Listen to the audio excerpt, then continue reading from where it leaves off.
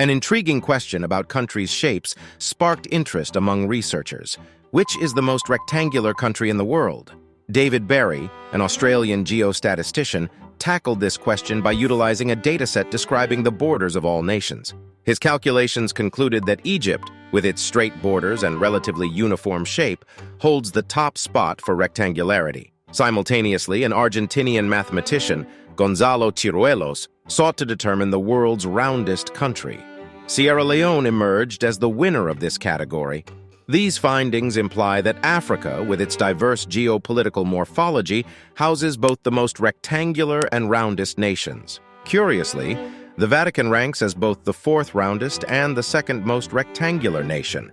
This dual ranking is attributed to the Vatican's small size and the consequent lack of detail in the geographical database used in the study. Barry's study had its limitations. Countries with complex shapes, scattered geographies, or locations on either side of the 180 degrees longitude meridian were not ideally accommodated. Despite these limitations, Egypt's rectangularity score reached 0.955 out of 1. In the roundness category, Sierra Leone scored 0.934, leading the chart. It's important to note that countries can be highly ranked in both roundness and rectangularity simultaneously, as demonstrated by the Vatican. Conversely, the same countries were identified as the least round and least rectangular, the Maldives and the Marshall Islands. Determining the most triangular country isn't as straightforward as determining the most rectangular or round ones, as the concept of triangularity is less straightforward when applied to geographic shapes. However, a few countries do have somewhat triangular shapes when viewed on a map.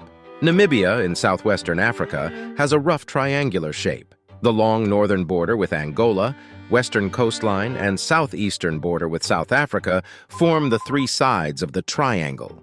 Similarly, Eritrea in northeastern Africa is often described as being roughly triangular due to its shape and borders with Sudan, Ethiopia, and Djibouti.